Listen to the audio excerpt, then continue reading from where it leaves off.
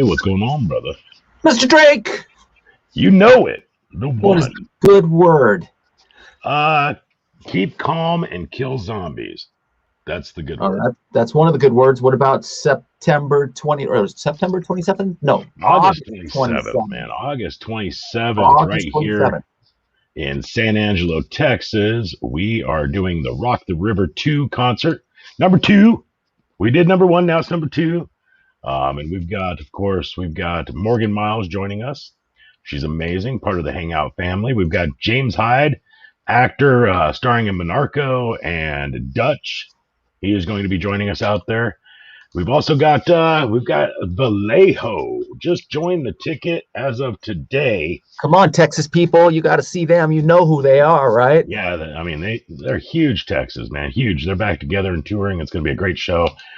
We've got Tequila Rock Revolution, the Metal Mariachi Band, taking the stage, which is awesome. Hayden Patera, another one of our Hangout Live family. Then, of course, we've got Quiet Riot and the one and only Jack Russell's Great White. And Robbie is going to be there jamming on stage. Get your tickets now. Where do you get your tickets at? You can get your tickets at stubwire.com, www.stubwire.com, or just reach out to me directly at drake@thehangout.live, and I'll make things happen for you as well. Fly in, people, fly in. Come on in, join the party.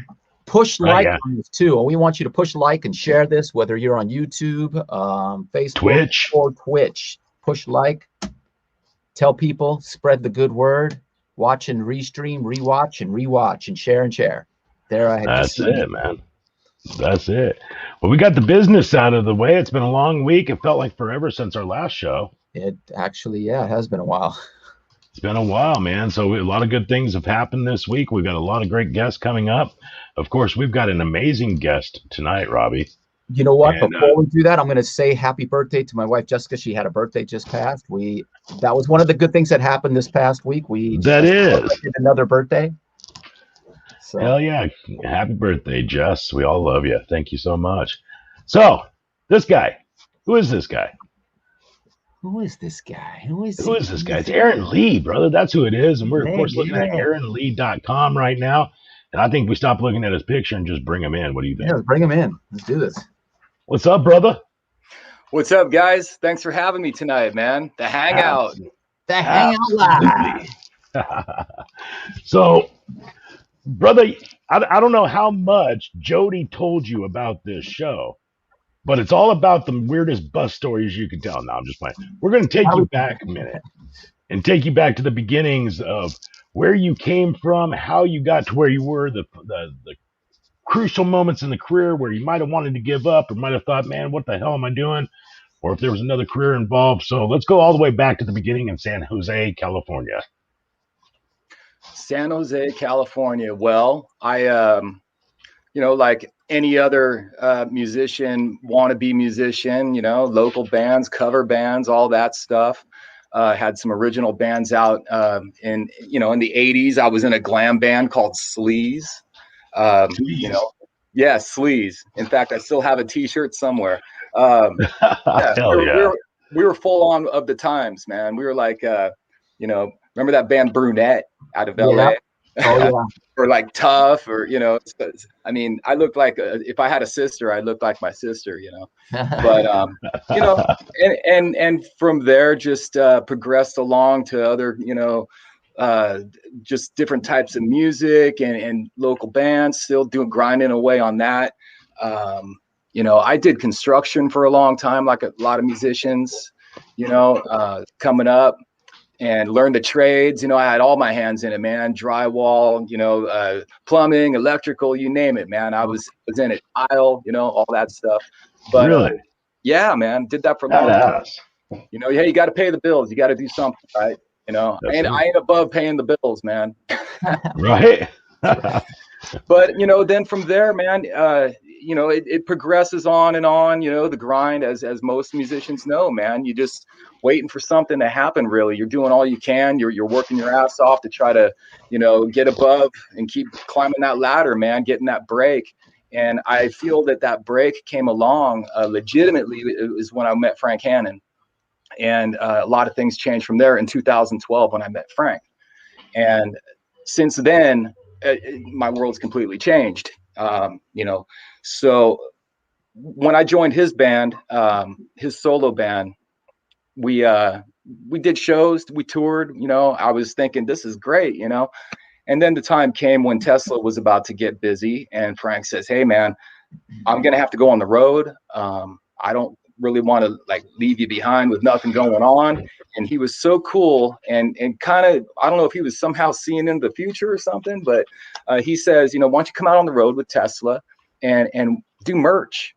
And this is something that I'm gonna mention to any musicians out there, man, trying to either make it, or if you're, you know, you're in the business and you're still, don't ever be above doing things that you think you're above of, you know, like just do what's put in front of you. Don't ask too many questions to get yourself removed from the situation, but you know, take consideration that the one thing that you do choose to do will lead you to the next thing that you need to do. And when he asked me to go out and do merch, I was like, cool, let's go. I sold t-shirts for Tesla. That translated into becoming Frank's guitar tech. I think, Robbie, is that's when the first time I met you, Robbie. Yeah, at M3. I think we had met before that, it seemed like, because we started talking like we knew each other. But I don't know, maybe that was the first time we met. I don't know. I think I just came in and I introduced myself to you. You were about to go on stage, or you maybe just finished up or something. I knew you were with your wife and kid, and you know, I didn't want to bug you and all that, but I just wanted to say hello and introduce myself. But I think that was, you know, on that tour with Tesla is when I met you. But when I was Frank's guitar tech, we were out with Def Leppard and Styx on a run. Oh wow, yeah, killer. And yeah, it was great, man. And that's the other thing is, you know, when you're aspiring to be in the circle, and then you are in the circle with all these, you know, people that you looked up to, you know, and you know, you listen to all your life and everything. When you're in the right circle of people, a lot more things can happen for you. And that's kind of what happened with me, you know. So when we finished up that tour, I came home, didn't really have anything else going on. You know, we didn't have any gigs with Frank, you know, going out solo or anything. And Jill Menichetti hits me up and asks if I would tour or go out on tour with Y&T to be a guitar tech, because she had heard that I was teching for Frank. So of course I said yes, because I wanted to go play Dave Menichetti's 1968 classic Les Paul. You know, I wanted to hold that thing, man, because I was such a fan of Y&T when I was a kid, when I was a teenager. I mean, that was my band, man. I was from the Bay Area, you know, I was from San Jose. So Y&T was a big deal, man. And especially in the early 80s, mid 80s. And, you know, so I was just thinking, man, I'm such a fan of Dave Menichetti and I love Y&T. So I'll go out on the road with these guys and I'll guitar tech for John and Dave. Well, that ends 30 days of that. And I come home, and then a few weeks later, I get an email from Jill Menichetti, and she asks me if I'd be interested in possibly joining the band. Now, they already knew I could play bass. I think that being out on the road for that 30 days was sort of like a get to know me situation, and see if we can hang, if, you know, things are going to work that way. Because as you know, Robbie, it's, you know, you got to, if you're going to be with people on the road, you got to get along, right? So, so that's where that started with Y&T. These little lily pad jumps got me to getting in one of my favorite bands of all time as a fan from a teenage years, you know. Crazy, man. Dreams come true. You know, we played the show Rockin' the Rivers, not the one in Texas that's coming up, but the Rockin' the Rivers in where is that, Montana? Yeah, we did that gig together. Yes, and then that was the first time I actually met Dave Menichetti and Jill, and I've met her first, and then I told her the story of how we discovered the band, because what had happened is back in the day when there were record stores, my brothers and some friends, they all went into the record store and they're going through the records and stuff, and they see this record, Yesterday and Today, and these guys are doing all this crazy stuff on the record, and they go, these guys look like they kick ass, so they bought the record. And then hence they became big fans. And, you know, there was a whole crew of us. I told them that there's a whole crew. There was times they would come through and there wasn't that many people, but it would be a bunch of my brothers and our friends always there every time. And I was saying they'd be there no matter what shows, they're always there. Phoenix, Tucson, whatever. Back from when they were playing, was it the Night Train and But it all started from looking at the record and going, these guys look like they kick ass, and they absolutely did. And that was back in yesterday and today, 25 hours. Do you guys play 25 hours? 25 Yeah, hours. we pull that out once in a while. Nice. Yeah, that yeah. Alcohol. Dave does. Yeah, well, we haven't done alcohol since I've been in the band anyway. Okay. Leonard Hayes sang that one. But, Dave does this thing that's pretty cool. When we're winding down the night, or as I should say, we've wound up the night and we're about to try to, finish it up. He'll start taking requests from the audience. And he's like, what do you want to hear? And all you just hear is just people yelling a bunch of mush at you because you can't really hear anything. Right. Play this, blah, blah, blah, blah. But and then they'll hear one thing that'll, oh, okay, that's a good one, let's do that. And a lot of times it's 25 hours a day, man. Yeah I covered that song. Played a bunch of their stuff. Yeah, that's what I did growing up, man. I mean, one of my first cover bands when I was in high school, ninth grade, all we played was Y&T songs and Scorpion songs. Nice. And I went and did my very first, I think it was my very first real club gig was at a place called Mabuhay Gardens in San Francisco. And it was an old punk club. And we were opening for a band that literally looked like Motley Crue on the first record. And it's right around that time that Crue was coming out. So I don't really know if that was really Motley Crue or maybe a band that looked like Motley Crue or what, but because I wasn't familiar with them, Interesting. Yeah. So what did you pick up, guitar first or bass? What was it, your first instrument? Drums was my first instrument. Oh, okay. Yeah. I was about 5 years old. My grandmother comes to our house and she brought a practice pad and some drumsticks. And she put the sticks in my hand, and she showed me how to hold them like traditional, like a jazz drummer, like Steve Smith or, anyways. And then she walks over to the TV and she switches on the TV, and it's the Mike Douglas show. And she says, watch this guy. And the guest was Buddy Rich. Oh, wow. So, so she had me watch Buddy Rich while I'm holding these drumsticks, and I had a practice pad in front of me. I didn't really know what to do, but I know I liked what I saw. And I know that I wanted to do that. So that's kind of what gave me a little push. I think my grandmother knew a little more than she thought. It was maybe a premonition of some sort, but that was my first instrument, was drums. That's interesting. So was it one of those, I'm curious, was it a little brown practice pad? Yeah. Remember those little square ones? It was like made out of wood and it was kind of propped up. Wood. Oh, because I have one that's made out of rubber my brother had bought. I mean, ages ago, and I still have it. He doesn't even know I have it. So we'd all be like, same thing. You start off on drums, move to guitar. You get a little smart, The thing is, behind the drums, you got the best seat in the house, but I'm telling you, you don't get to get up in front, So the drummer's back there getting jealous while you're running up to the front of the stage.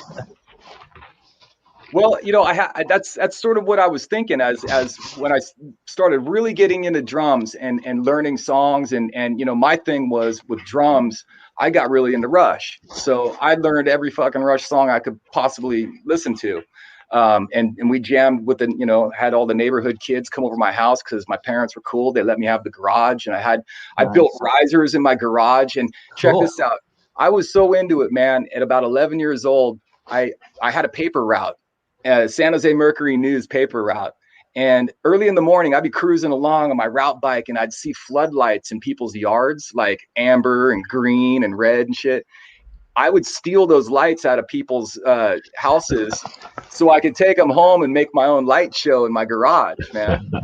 And set up my drums and then have the neighborhood kids over. We do jams and stuff. And, I wanted to be in KISS, man. That was my own thing. Hell yeah. Be nice to the drummers, Robbie. Come on now, brother. Oh, no, believe me. I love drummers because without them, you don't, the music sucks without a drummer. But absolutely. Saying for me, there's just, no way. I mean, being behind the drum set was not. And I ultimately just kind of shied away from it, started playing guitar, and that was all she wrote. Hell yeah. So you switched to guitar at some point. Was it guitar before bass or what was it? Yeah. So I jumped on guitar around 10. Wow. And started because my stepdad had a guitar. You hear that a million times. There's a guitar laying around the house, and a kid picks it up. And So I started playing guitar. I took like 2 lessons from this old Italian guy, and then he yelled at me one lesson because he knew I wasn't reading music because he was following my eyes and I was learning things by ear, and he didn't like that. So he would follow my eyes and know that I wasn't reading the music. And so I just quit because I was just, I don't want to know how to read music. I just want to play songs, you know? Right. So yeah, I moved to guitar, and then I jumped on bass at about 14 years old because there were so many guitar players in my neighborhood and we all wanted to make a band, and they were better players than me anyway. So I decided to take up bass. And with that being said, it's right around the time I got into Y&T and listening to Phil Kennemore, you know, playing, you know, Black Tiger and Hurricane and, you know, stuff. And I was just like, wow, man, I'll play bass, no problem. Let's do it, you know? So we made a band in the neighborhood, and I was the new bass player. Nice. So you guys just do what, house parties and stuff, or just, you know, just do your own little parties in your garage? What'd you guys do? Yeah, we did house parties, keggers, you know, high school stuff, man. Yeah, that's great. That's a lot of fun. I mean, I did all that stuff, and I tell you, it's some of the best times. You know, it's the dream. You keep thinking of what, you know, someday, and then it's like someday you look back and go, wow, that was fun back then, you know. Yeah. Well, it's what shapes your character as a musician, you know, those early times of, you know, grinding it out. It doesn't even seem like a grind. You're just having fun. You're doing what you love. Yeah. Totally. World's full of promise at that point. So were your parents into music? Were they artsy? No. You know, the most musicality out of my parents was just that they loved rock and roll and would play records, you know, in the house. And I would get to, you know, be lucky enough to be here in Led Zeppelin and, you know, Boston and, you know, all these great bands, you know, from the 70s, man. I mean, you know, I was born in 68. So, you know, at a very young age, I was exposed to all that, you know, great music. But I mean, one of the first songs I ever heard, man, was Nobody's Fault But Mine by Led Zeppelin. And when Jimmy Page comes in and it kind of creeps in right there and he wow, it scared the shit out of me. I mean, I literally got scared, you know. I was like, whoa, what is that? I've never heard that before, you know? Right. Yeah. How cool is that, brother? We've got some questions coming in from the audience. We've got one here from Lewis. Wants to know, what was the first song you ever played in your first garage band act? Well, yeah, that's I'd have to think about. I can't remember the first song. Right. You know, when I was in 3rd grade, I had a band. Now you got me thinking. But it was an original that we made up, and we did a 3rd grade talent show, and we lost. I came in 3rd place next to the I'm a Little Tea-Spout girl or whatever that did the little dance, you know. She came in first. In my band, the Wheels, we were called. Yeah, I honestly I can't remember what the first song was that I ever played. I'll say this: the first time I heard a live band in my life was right around 5 years old. I was where we lived on really big lots in San Jose that you know, our backyard was huge. So I'd go get lost in the backyard for hours on end. And I heard a bunch of commotion at the house next door, a lot of people, big gathering and yelling and screaming. And so I climbed up this tree. We used to have this kumquat tree. You know what a kumquat is? Oh, yeah. Oh, yeah. So I used to climb this tree and sit up there and eat kumquats as a kid, you know. Well, there was a backyard party going on, and I'm sitting up there eating my kumquats, watching all this stuff going on. And there was a backyard band playing, and they ripped into Rock Candy with that drum beat. Doo-doo, bats, bats, you know. That was the very first time I ever heard a live band. And I swear to God, I even asked Dave Menichetti this, to call Sammy Hagar and ask him if they ever did house parties and stuff in like 1974 or whatever it was. Because I swear I saw Montrose in someone's backyard when I was 5 years old over my fence. And that's the story, and I'm sticking to it, man. Right. How freaking cool would that be? I mean, you know, who else would be playing that in that time? Because that record came out in what, 74? 74? Okay. I'm pretty sure 70. If someone could look it up and tell us, man. Or 7. I was thinking it was 76, but maybe you're right. 70. All right. Somebody look it up. Find out when that album came out. First Montrose. Yeah. First Montrose. Because, well, I mean, think about this though. Even if that record came out, you know, and a cover band, maybe it was so popular at the time that a cover band was learning that, and you know, that was the jam of the day or something. But if it hadn't come out yet, well, there's a good chance it was them. Yeah. That. And there was one day that I asked Dave, I said, hey, will you text Sammy and ask him, you know, and I tried to explain the story, and Sammy wrote back something like, no, we didn't really do house parties. But this wasn't just a house party. This was a huge party in a backyard somewhere. So who knows? I don't know. Right. It says it came out in 1973 was the year. Oh, wow. Yeah, 68, wow. 69, 70, 71, 2. I was 5 years old. That's, 73. That's right. That could be it, brother. That could be it. Hey, we a couple more questions here before we get back in the story. They want to know, do you have any pre-show rituals that you do, if any, and why? Well, I used to have pre-show rituals when I was drinking. But I don't drink anymore. So no, not really, man. I just just chilling, you know, just hanging around, making sure my in-ears aren't going to bust on me, you know. I grab a bass probably about 5 or 10 minutes before we go on and beat the hell out of it because I play pretty hard. You know, my right hand is I got to tape it up. I got to tape up my thumb because if I hit a screw or if I hit any metal on the bass, I'm going to bust my thumb open. And you know, those are kind of the rituals there, is just making sure that, you know, just getting prepped so I don't hurt myself, really. Right on. Hell yeah. So let's see a picture of you guys here, because Robbie, you were saying that the band looks like they rock. And I think this new shot that I've got here, let me go ahead and pull it up here. These dudes look like they rock hard, man. Yeah, that's right. When I got in the band, man. Is it really? 2016. That's badass. Look at that, man. That's straight up rock and roll. I look a lot heavier right there. If you look on the first record, they're doing this thing where each guy is doing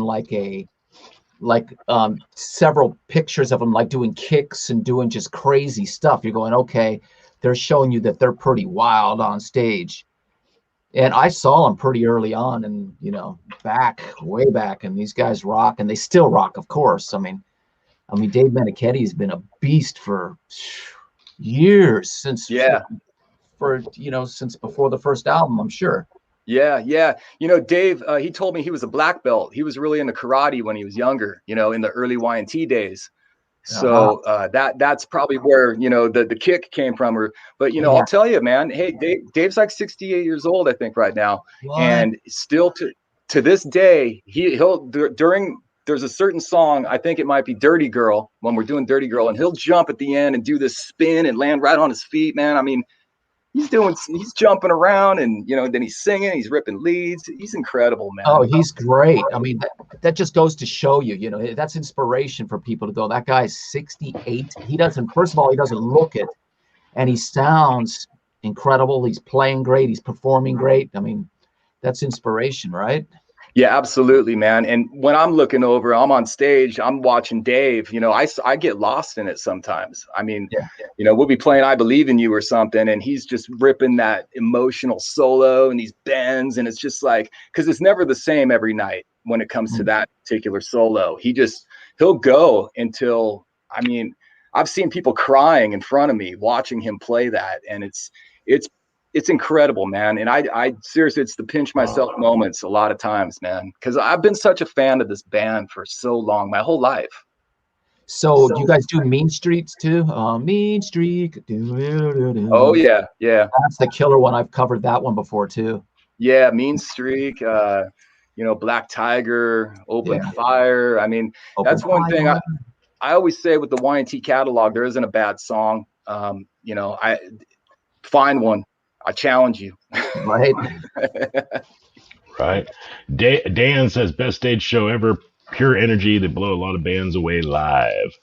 See, Dan Felgar is one of the guys. He was a bass player in my first band. We played together. We grew up together. I've known him since we were little kids, but he was one of the guys that we were always out, Y&T. And then since I've moved away, it's been a number of years, they still go out every time they're in Arizona, or you guys are in Arizona, they're there. They're there every time. If it's Phoenix, they're in Tucson, but it doesn't matter if it's Phoenix or Tucson. They're there and they're up in the front. It's incredible, man. I'll tell you, the fans of Y&T, the friends of Y&T, I mean, you know, they're so loyal and so, you know, supportive of the band, and they are really incredible fans, man. They are. Blair Abernathy says she hasn't seen you in concert yet, but need to. I'm feeling the same way. I've never actually seen Y&T in concert. Oh yeah, yeah. You know, they would have been great on Rockin' the Rivers. You got to get them out there. Well, let's do them on Rock the River 3. Let's bring them out, because that would be badass, man. Let's do it. It's a killer show. Yeah, I had a great time last time. All right. Well, yeah, we'll rock it hard. We'll bring you out for Rock the River 3. This is a different Rockin' the Rivers, by the way. He's in Texas. Yeah. The one we played at was in Montana. I think. That was Montana. Yeah. Yeah. So, but Robbie, love it there too. Robbie, I don't know if you remember this, but Jack was warming up next door. You guys were like right next door to us. Yep. And he was singing, I think it was Open Fire. Jack was warming up with a Y&T song. It was great. We could hear him through the wall, you know? Yeah. That's badass. Jack's warm-up pretty much will hit a nerve and make you defoul yourself for 20 minutes. I can't believe the amount of power that comes out of that just in the warm-ups. It's crazy. It goes on all day, too. Well, Robbie, remember when I did 3 shows with you guys playing bass? Yep. And I remember I got in the van, and the very first thing, my first experience with you guys was Jack singing in the van and warming up the whole drive. Yeah, right. He'll tend to oversing sometimes. Like about a week ago, it's like I'm sleeping and I hear, you know, like, you know, you get that comfort. Yeah, Jack's warming up. But like, wait a minute, it's 5 a.m. What the hell is he singing for? He shouldn't even be up yet. He's not supposed to get up until he likes to get up 7 hours before the show, and that would have been like 2 o'clock or something. So I called him later. I'm like, hey, man, you're up early singing. No. It's like, what, were you singing in your sleep? And he might have been. Yeah, he could have been. He might have been. He starts singing and he's laying down and he's singing. He's just doing it. Yeah, it's pretty mind-melting to hear how much range he has and how powerful that comes out still to this day. That's crazy. Brenda Preston wants to know, do you listen to or enjoy any of other genre of music? If so, what music do you enjoy outside of classic rock? For probably the last couple of years, it's very rare that I even, you know, play rock music in the house. It's more R&B, soul, classics, Curtis Mayfield, Ann Peebles, you know, Al Green, you know, stuff like that, man. I love that music. I wish I could write like that. You know, it's pretty soothing music, you know. And I guess there's, you know, I have nothing against listening to heavy stuff anymore or hard rock music. But when it's partly what I do to create music is, you know, a lot of it is considered rock, hard rock, you know. But I prefer to put on, if I'm going to put music on, it's most likely 70s old soul R&B stuff. Oh, yeah, brother. That's cool. Oh, yeah. She says, wow, that is my kind of music. And I happen to know that's true because that is my mom actually in the audience asking you that. So, oh wow. Hi, Mom. I knew the minute you said R&B, I was like, yeah, she's going to be happy with that answer. Oh, cool. So we got some things to get through here. We've got, as a kid, you grew up idolizing Phil. Is that correct? Phil Kennemore? Yeah, it is. You know, for as a bass player, I was influenced by his playing, mostly because I could hear his bass in the mix on records. It really jumps out on the early records, I should say. Later, there was a few records where the bass was a little buried, I think, in the late 80s records. But those early records, the first 3, or the Earthshaker and Black Tiger, Mean Streak, those records, man, the bass was just so prominent, and those were the influential times of me picking up a bass. So yeah, Phil was a big influence on me. Well, that's cool. How surreal was it when you became the guitar tech for Y&T to get up there and see them on stage and know that you were part of it after idolizing and being such a fan of the music for so long? For being a guitar tech and watching Y&T? It had to have been surreal for you to be part of that after idolizing and watching and listening and being a fan of the music for so long from them. Probably more so once he's in the band, of course. Yeah, I mean, obviously. Yeah. I want to go back to where he was a guitar tech. How surreal was that? Well, so Phil, he wasn't the bass player in the band when I teched. That was Brad Lang in the band at the time. And I think Brad had a big say in me coming in and being a tech, because I think he's the one who passed it on, because me and Brad were friends. And he's I think the one who passed it on to Jill to say, hey, call Aaron. He, works for Tesla. Bring him in to help us do this tour. And little did we know what would happen in the end. No one knew. I didn't, but yeah, it was very surreal and very cool, that once they were set up and ready to go and sound check, and I would start firing off songs, play Hurricane, play My Way or the Highway, or I just start requesting songs and see if they can play them. That was fun. That's badass, brother. Badass. Nancy says she has tickets for all of your U.S. shows so far. Do you know Nancy Dizik? Yes. Yes, Nancy. She comes out to my solo gigs. I just saw her recently in the last week or two. Yeah. Hi, Nancy. Nice. A lot of people are asking what hobbies you have outside of music right now. I don't really have hobbies. I was just saying the other day, I need to find a hobby, because my hobby all of a sudden turned into my job. Right. It's a good hobby. My hobby turned into my bread and butter. Right. Hell yeah. All right. Cool. We got a question for you here. If you were to have a new Walkman, taking us back to a day and age, what tape would you be cranking to during your warm-ups? Blizzard of Oz. Badass. Badass album too. Well, I mean, that was the first thing that came to my mind, because when you said Walkman, I can remember myself. I had a yellow Walkman, and I was walking down the street with my little earbuds in there, and I had Blizzard of Oz cranking, and it might have been Goodbye to Romance. if I'm being exact. Yeah. I had the same Walkman, and I can remember Judas Priest was everything I listened to on that. What song though? Which man, I was really into Breaking the Law. I'm not gonna lie. I mean, that was one of the songs I loved. I also loved Screaming for Vengeance. The entire Screaming for Vengeance was just fantastic. I played football. I was like 12 years old, and I got busted because I had my headphones up underneath my helmet in practice, and I was cranking Judas Priest.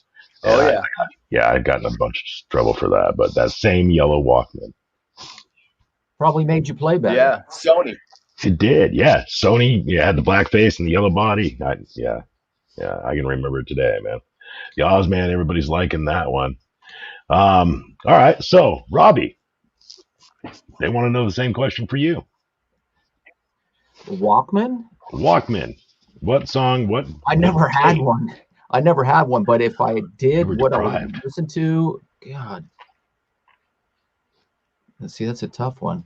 I mean, probably Van Halen 1, probably. All right. I'll go with Questions answered. So, you talked about having a career in construction and things like that.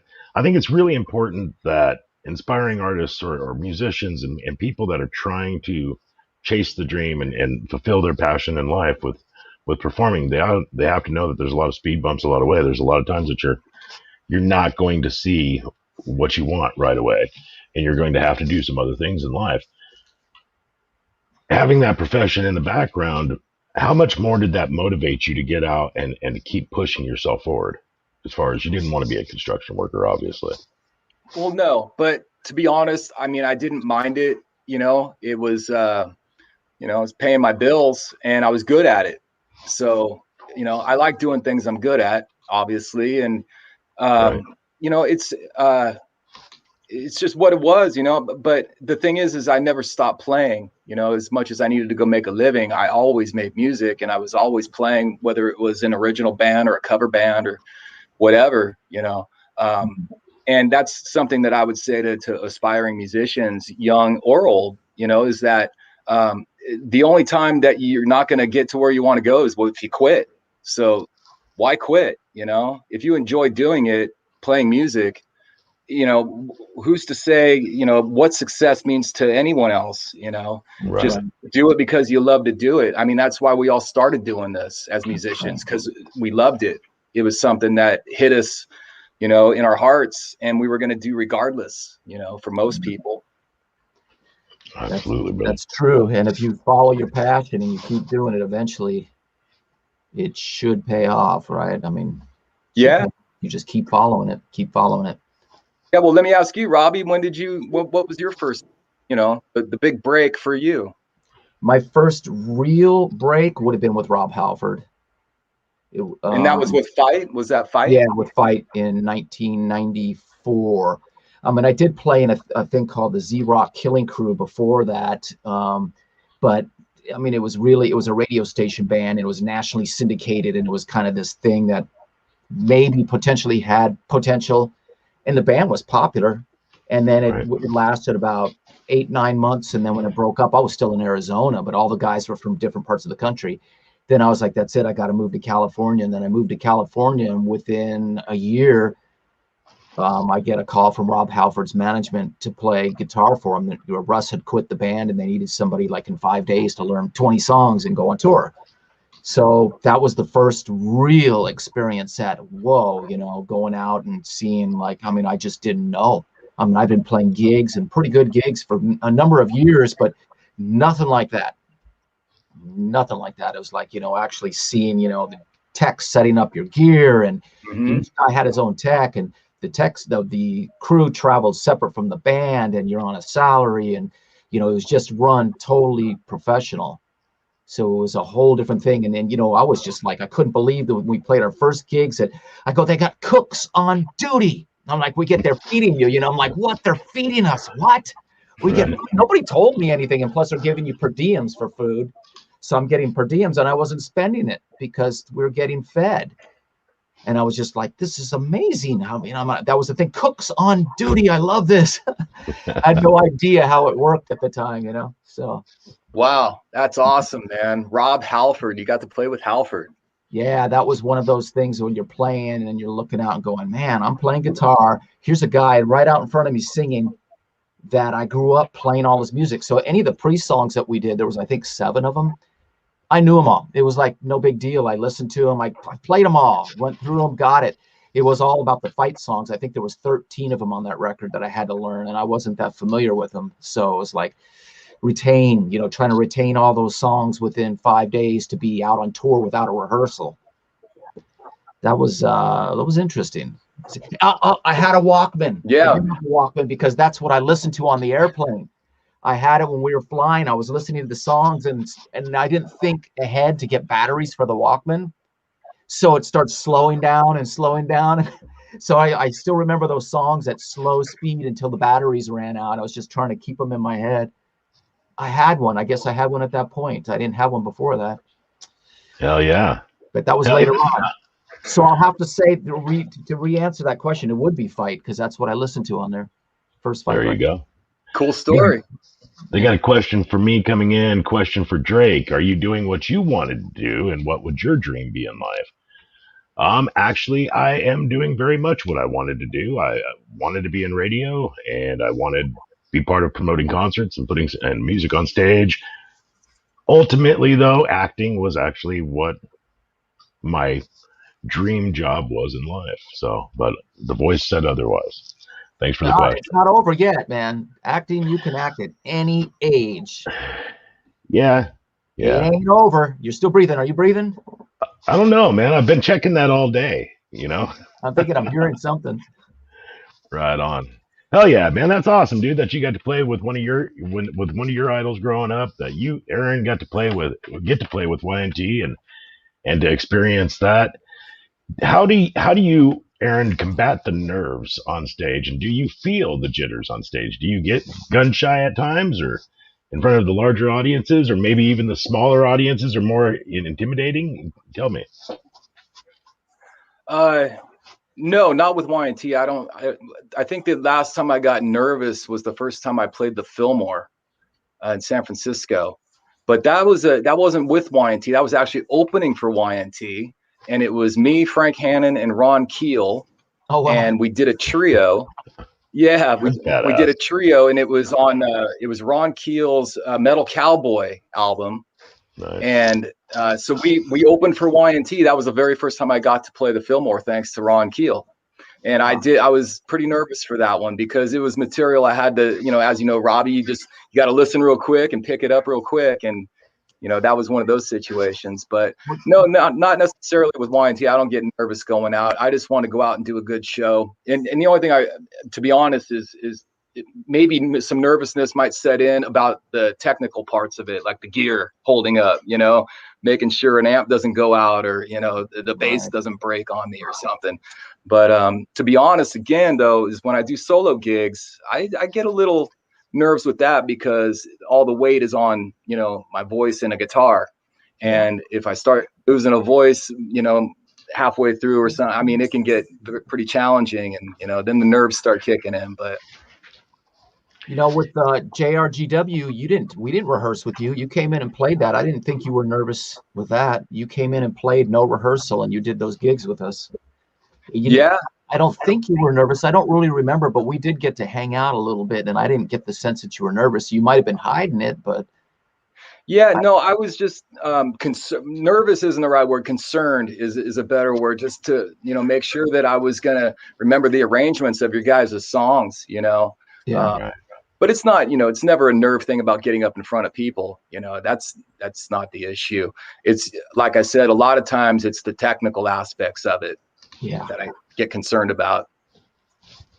So through COVID, you sat right where you're at right now, and you've done performances there.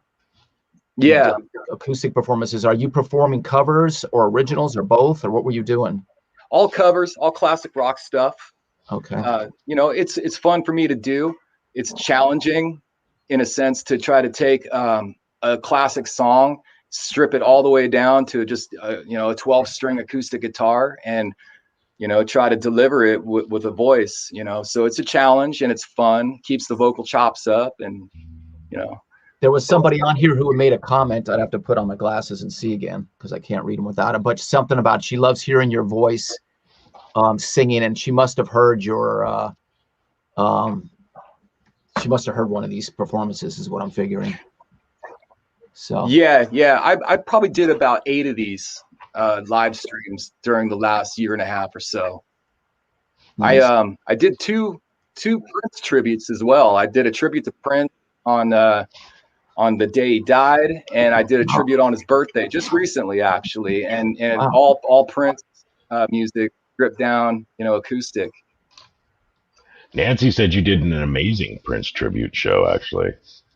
I think you're playing how well that went, huh? Well, I'm a huge Prince fan. I mean, he's at the top of the heap for me. I mean, that's the ultimate right there. But so I'm very familiar with his catalog, and when you strip down Prince songs, you can tell that they're basic arrangements for the most part. You can play this stuff on one guitar. It's the way he layers everything else around the basic of it, that makes it such a work of art. That's what I admire about his writing process, is he could take a song like his big hit Kiss. It's basically a blues, back and forth A, D, E thing. But with all the arrangement and production around it, turns it into a Prince song. It's incredible. Huh. Yeah. Veronica wants to know, what was the timeline that you played the shows with JRGW? Wasn't that 2015? I want to say it was the fall of 2015 or 16. It's one of those two. Yeah. It's just so she knows, it was right after Chris, and then we were just we had one guy do some shows, then you did some shows, and then Dan did some shows, and then Dan was a local guy. And how did you meet Dan, by the way? Because you guys are both from Northern California. Did you met him up there in Northern California? We have a mutual friend, Kelly Smith, drummer. Oh yeah, Kelly, yeah. Yeah. Well, you've worked with Kelly. I know that he's done some things for you guys. He has. So that's how I met Dan McNay, was through Kelly when I first moved up here in the Sacramento region. Okay, cool. Yeah, Kelly's super talented guy. Yeah, great guy. Yep, exactly. So you've done some jams, like with Steve Vai. You jammed with Steve Vai? I did jam with Steve Vai when I auditioned for Ozzy. It was like I'd say 95, 96. It was right around before Osmosis. So he was writing for Osmosis, and I don't know. This was so I'm going to try to condense this story because there's a lot to this story. If you'd like to hear it. Let's hear it. Absolutely. All right. Okay. So I had heard on the radio Ozzy was looking for a bass player. I sent in a cassette like thousands of other bass players. I get a call back from Sharon Osbourne. She says, come down to Burbank in 2 weeks. We want to audition you. I go down, did an audition. Mike Inez was there. Randy Castillo was playing drums. JoJo Holmes was playing guitar at this time. Yeah. And I played, and she liked what she heard. I left. They asked me to come back months later. I mean, this was a long process that was going on. I went back again, did another audition. They liked what they heard again and sent me home. Months later, I get another call from management, and they say, we want you to come back down and play with Steve Vai. And I said, well, what does Steve Vai have to do with Ozzy? And they said, well, he's writing with Ozzy right now. And so we want you to come down and jam with Steve. I said, well, what are we going to play? And the guy goes, I don't know, just show up and jam. I was like, this is Steve Vai, man. You don't just show up and jam with Steve Vai. I mean, this guy, he's a technical beast, right? It's like, what am I going to play? I don't know, just show up. So I show up. I brought a ghetto blaster with me, and I had a cassette from my 4-track that I put together this instrumental that was really influenced by Steve Vai. And I thought maybe he might like this, So I come walking in with my bass in a ghetto blaster, and the security dude at the door stops me and he goes, you can't bring that in here. We can't be recording anything. I go, I don't want to record anything. I want to show Steve Vai a song. So he goes, oh, okay, go ahead. So Steve Vai is kind of sitting there going, like, looking at, like, what's going on? What's this guy doing? So I said, hey, I think you might like this. This might be right up your alley, and you were like the influence behind this. So I press play and I hold it up in front of his face for like 4.5 minutes. He listened to this whole thing, this instrumental. I mean, I got to give him credit for that. And he listens, I shut it off, and he looks at me and he goes, well, that is definitely up my alley. That was great. He goes, but that is definitely not up Ozzy's alley. So I got shut down pretty quick on that. So then we ended up, starting to do a jam thing. Dean Castronova was playing drums. Nice. And so Steve, he starts in with this odd time riff. I mean, I could some weird time signature thing. That was expected. I kind of knew that was how it was going to go. And so I listened for about 30 seconds, which seemed like an hour. And I started, figuring it out and, started playing along with what he had going on. So then we're locked in. We start playing. And he stops me and he puts his hand on my strings, stops. He goes, hey, do you play with a pick? And I go, well, I'll play with a pick if you want me to. So he hands me his pick. Okay, now play the riff. So I start playing the riff with the pick, and that's when he was like, yeah, all right, that sounds great. Then Dean Castronova kicks it in. Next thing you know, we're jamming. And, that went on for about, I don't know, half hour, 40 minutes, somewhere in there. And he said, hey, you're great, man, So that was that. I walked out. A few weeks later, I get a call from management. They say, because I was being told the whole time that I was going to be doing the tour and recording the new album. Wow. This all started off first as just recording the record, which became Osmosis. And then it turned in over time to, well, we like what we're seeing and hearing and all this. So we're thinking we're going to have you as a touring bass player as well. I'm not kidding. I was already counting my money. All right. I was like, hey, I got this made. I got this in the bag, man.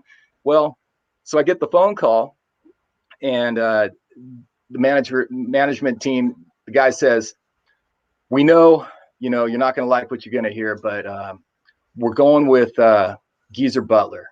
Oh.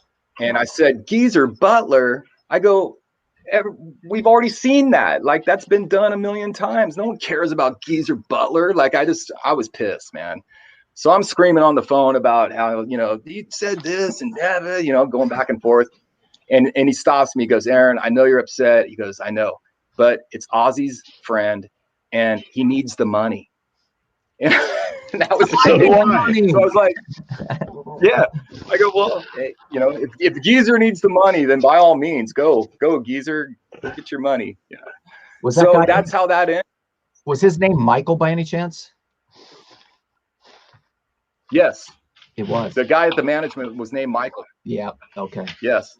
Yeah. You know that guy? I don't know him, but I had been calling there around that same time. I was angling. I wanted to get him when they were looking for a guitar player. Yeah. I was hoping to get that. So yeah. I had heard similar stories, about the process of how they were going about all this stuff. It was like I'd say well over a year that this was going on. Chunks of time would go by, and then I would just get this random phone call. And I would hear these stories from other people too that, had auditions either for guitar or bass or, so yeah. That's crazy. That's cool though. I mean, it's the experience of it is great, but I mean, it's Ozzy. I mean, if you could get Ozzy, I mean, it's like, right? That's pretty much, that's one of those completely surreal, top of the food chain kind of thing. You'd be like, top of the heat, man. Yeah. What a great bunch of catalog there. I mean, can you imagine playing that catalog? Whoa. That would be insanity. It would be. Insanity. Robert Lawless has got a really good question for you, brother. It's his usual question. He wants to know, Aaron, what is inside your refrigerator right now? I don't know. Love, what's in the fridge? I've got some cherries, some kombucha. I don't know. What else? Oh, some chicken. Actually, Deanna's making she's making chicken soup right now. It's hotter than hell where we live, and she's making chicken soup. Right. They say you're supposed to take hot things in on hot days, and that's supposed to level out your. I think that's crap. Yeah, no, I don't know. We're gonna have to turn on the AC really high while we eat this soup. Right on, my brother. Sit in front of a fan. So we've got a couple more questions coming in. Who was your greatest influence on guitar, not bass, guitar? And why did you choose to take the bass over guitar? I have many influences when it comes to bass guitar. Geddy Lee, Steve Harris, Paul McCartney, Chris Squire. Let's see. Prince. Prince is an amazing bass player.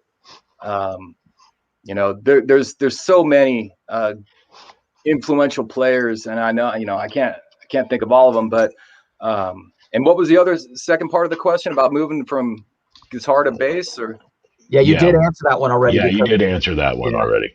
Yeah. Why? All right. And what bass brand do you play now? So I went back to what I used to play old Y&T songs on when I was a kid, the Ibanez 850s. They're like 1986, 87 basses. I love the neck. They're 4 strings. I used to play a 5-string for a long time. And when I got in Y&T, I ditched the 5-string. I sold them. In fact, I don't even know. Wait, I own one 5-string to record with. But other than that, I sold all of them. And I stripped it down back to a 4-string because that's what Phil played on the Y&T material. So that's what I live with, the 4-string now. Nice. Hell yeah. So you guys have got some stuff coming up later. You're going to get back into rehearsal soon. Is that correct? Yeah, we're gonna start rehearsing mid-August, and the first show back is August 14th in Rockland, California, at Corey Park Amphitheater. Rockland. And yeah, that's where I live. That's the town I'm in. 2 miles from you. So you're gonna walk to the gig? No, I guess you'll probably still drive. It's 2 miles, but yeah, well, I carry his face, man. I just did a gig over there last Saturday, and it was the easiest gig I've ever done.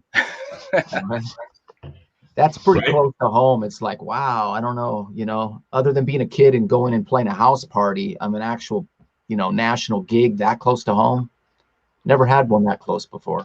Yeah, it's about 3 miles away. That's crazy. Now, you were over there with Warrant last week, right? Yeah. Sweet. Cool. Matthew says that your profile picture, I think that's James Hyde, reminds him of the most interesting man alive. Sorry about that. Who's Robbie? No, it's James Hyde. He's talking about James Hyde. Oh. We've got a buddy of ours, James Hyde. He's a great actor, and he's in the audience here. And I thought they were talking about you, and then I realized James Hyde's profile picture does look like the most interesting man alive. I don't always watch the Hangout Live. When I do, Aaron Leigh is on. So is he? Do you go by Leigh or Leigh? Leigh. It is Leigh. Okay. Yeah. All right. I made sure to verify that with Jody Best, with Best Promotions, one of the most fantastic women alive on this planet. Much love to you, Jody. You help us in every way, and we love you for it. But yes, I did clarify. I was like, okay. Because you would think it'd be L-E-E, but it's not. So that's why. Yeah. Well, I'm sorry if I've been saying the wrong thing all these years.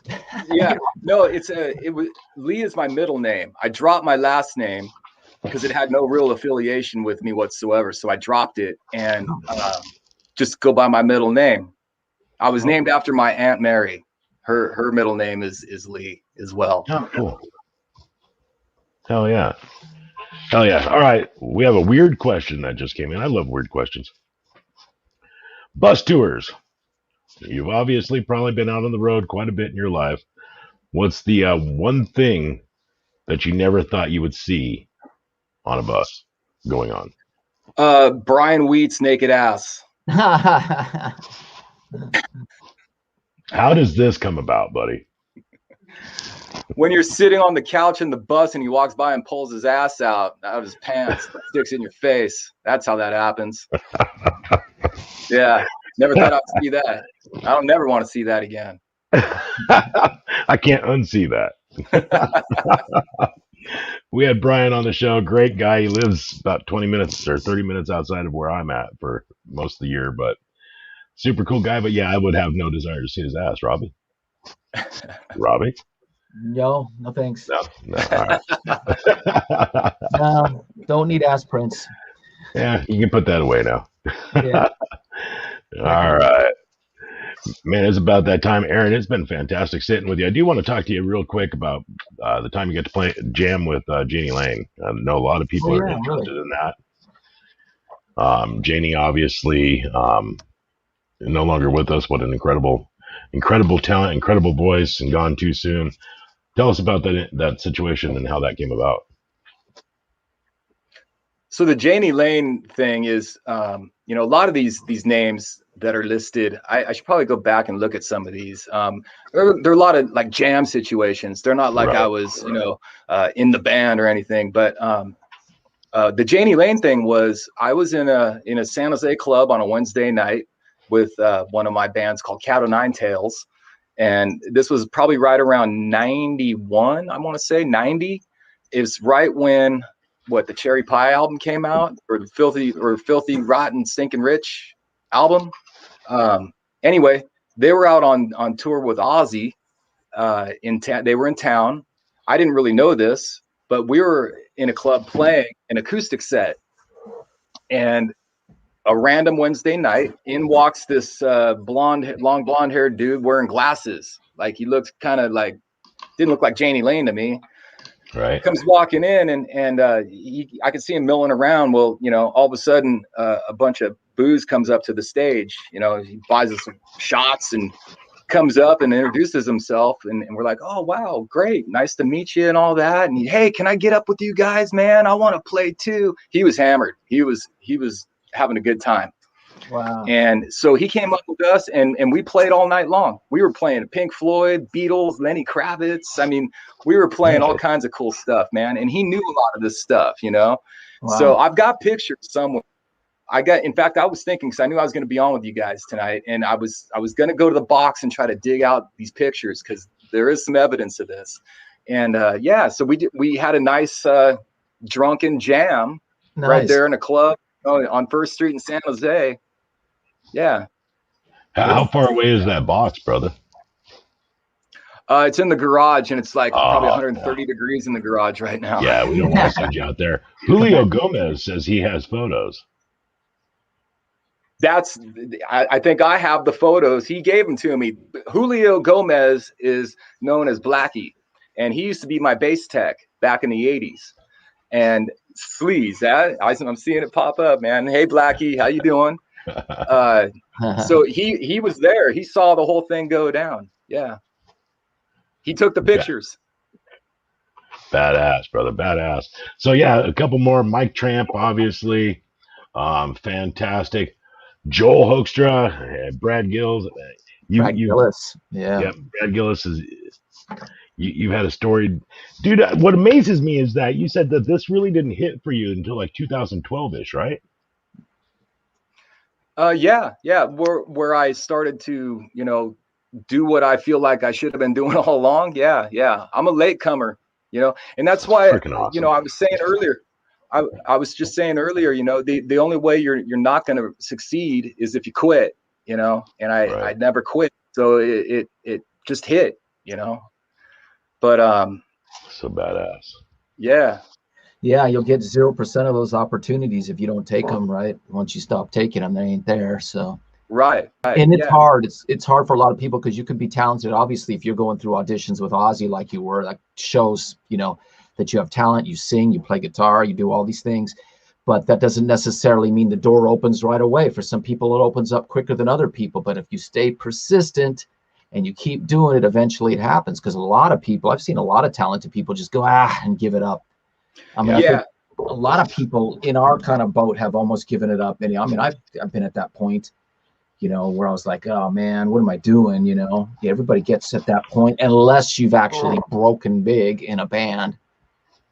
Then, but I wouldn't trade it for anything else, man. I mean, I've been given, I personally feel like, I'm very lucky. And, just taking whatever talents I was given and just try to turn them into a living. Really, that's all I ever want. I never wanted to be some huge rock star guy or anything. That was never the ambition.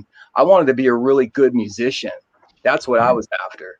And I'm still after that. I just want to be the best musician I can be. Not a rock star guy. In fact, that used to be fighting words, man. Hey, rock star. It's like, fuck you, dude. Right. Absolutely. They want to know if you ever played the Crystal Ballroom in Portland. Well, I know we played Portland many times. I can't remember what venue it was. I've played it. Yeah. I've played. I'm not sure if we played the Crystal Ballroom. It's a cool place. Oh, yeah? Yeah. And Julio Gomez says you guys went back to the hotel with Janie Lane after the show. See, I don't remember, because I was probably drunk off my ass by that time, because that dude, he was feeding us a lot of alcohol. Janie could drink. Yep, that is true. That is true. That is true. Brother, I thank you so much for joining us tonight, man. It's been a fun, fast hour. I hate when it ends like that, but we should bring you back next time we bring the box out, man. Yeah, anytime, Drake. Thank you, Robbie and Drake, for having me tonight. I've been a fan of your broadcast here for a while, since you guys have been doing it. I've been watching and checking it out, and it's an honor to be on your show here. Absolutely, my brother. Cool. Yeah, hopefully we'll see you out on the road. I'm sure we'll probably have a gig together somewhere in the near future. Looking forward to it, man. Right. You're going to be at Rock the River 3, so it's going to happen right there, man. There you go. Let's make it happen. Let's show your website again here real quick. Here, let me bring this up here. Let's go with, because I think your website, people need to go visit your website and check that out. Yeah, I've got a new single out called Live for Today. And I've got Frank Hannon playing some lead guitar on it. And I played everything else on it. And I've got some other music on the site you can check out. I've got CD and vinyl on there for sale, and shirts, and all that stuff. You gotta love vinyl making a comeback, man. I love that. Well, I did a vinyl 45 single. Really? I'm gonna have to check that out now. I kind of love to collect vinyl, so I'm gonna have to check, especially at 45. Cool. Right on, my brother. I appreciate you, and we'll see you again soon. All right, thanks, guys. All right, cool, man. Good seeing you, Aaron. See you. All right. Aaron Leigh, right here on the Hangout Live tonight, dude. He was really enjoyable, man. Yeah, he's super cool guy.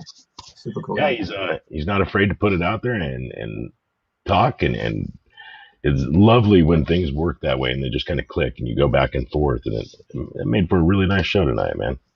Yeah. Absolutely. All right, next week, we haven't determined yet. I know we have a guest coming in. We're kind of playing flip flop because one of them might have to go do a gig. So we're not sure yet, but the week after that, we've got, speaking of Warrant, we got Robert Mason coming on. Of course, Robert's doing vocals for Warrant now, and that'll be a fun show. And then we got a bunch more coming up in the future, including your show. You mean at the River Stage? In person, yeah. In person. So come on, man. I mean, this is literally the Hangout Live concert that's going to take place. It is. James Hyde's coming out to spend the night with us and have some fun. Thanks for joining us again tonight, James. So that's going to be fun. He's going to help me MC the event that night. Morgan Miles, we all know her. We all love her. She's going to be out there. She's going to do a set. We just added the band Vallejo from Texas. They're fantastic. Such a cool tone, man. Like Black Crows, but they were big here in Texas in the 90s and stuff. So that's going to be a fun show. And tickets now and fly in. A lot of you people just fly in. Fly in, man. Hotel space. If not, you can camp out on Drake's property. You know what? Hell yeah. Bring your camper and park it in my driveway. I could put probably, I don't know, 6 or 7 RVs out there. We'll make it happen. I can just pitch a tent, man. That's what she said. But anyway, it's Suko's coming. She's going to be out here. And so come on out and party. We're going to have a great time. We've got Quiet Riot. We got Jack Russell's Great White. We got Tequila Rock Revolution. It's going to be a cool ass concert. We got to get Chuck right on here. You know, Chuck's going to have some great stories. We do. We're going to get him on here before that so we can talk some history and then talk about the show some more. Absolutely. Kimberly wants to know what my address is. I'll tell you what, Kimberly, if I see you buy a couple tickets, I'll give you my address. You can park right outside. I promise you that. You have my word. Well, I said that right here, didn't I? So now I got to hold to it, brother. I gave my word. All right. Bring your fishing poles. You got a lake, right? There's fish. I do have a lake right outside the back door. I live on a lake called Lake Nasworthy in San Angelo, Texas. It's a cool little lake. It's where they do the jet boat races every year for, what's the name of that company? The big sponsor, Andrea? Lucas Oil drag boat races, jet boat races. That's on TV every year. It takes place right outside my back door, basically. That probably scares the crap out of any fish in there. No, brother, man, fishing is good here, dude. Really? I catch bass and big catfish right outside my back door. Wow. Yeah, it's pretty unbelievable. You just got to be careful with snakes. No, Matt, that is not East Texas. I live in West Central Texas, about an hour and a half northwest of Austin. Just far enough. So, yeah, we're West Central Texas. Right. Just far enough to get out of the funk. That's where I'm going to leave that at. I like where we're at, and the party will take place at the River Stage here in San Angelo. It's a really cool venue. Robbie's played there. Yep. The stage sets right up against the river. Cruises behind you. It's kind of like a raised outdoor auditorium. It's really, really cool. Sound is phenomenal over there. So, okay, thanks. Texas isn't all desert. You know, brother, it is very much the desert here where I'm at. The lake that we have is a very large lake as far as size-wise. However, it's 4 foot deep? 5 foot deep? Is that it? Yeah, that's at its deepest. Kidding. Wow. Yeah, it's crazy. Crazy. So you could walk across the whole thing. Yeah. Yeah, I jumped in to save our dog one night. Quick story. I rescued a dog, Bella, and I brought her home. and let her out in the backyard. She was in really, really bad shape. Let her out the back door. She ran across the yard and fell straight off the boat dock into the water. Well, I'm thinking she's half lab, half pit, something like that. I go out, think she's going to swim okay.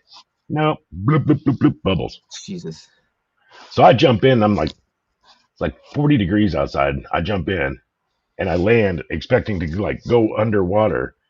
And I land like waist deep. And that's in my boat dock. I'm like, Jesus. oh, this is shallow. But yeah, she's all right now. Thank you. Yeah, it is an amazing venue, Asuko. So we look forward to seeing you here. All right. All right, cool. Shall we wrap it? Yep. Wrap it up. Put a bow on it. Send it off. Reshare it. Review it.